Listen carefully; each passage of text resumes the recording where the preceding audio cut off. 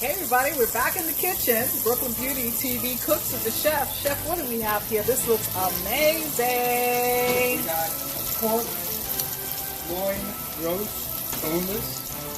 We seasoned it with cilantro, cumin, carrot, turmeric, salt, pepper, adobo, a little garlic. We're going to cook it with the vegetables, onions, carrots, celery, potatoes. We're going to bake it for 3 hours at a 350 oven and a half hour at 475 ground.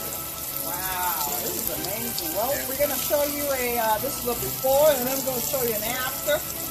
And we got some cut up dice. And, whoa, wow, onions.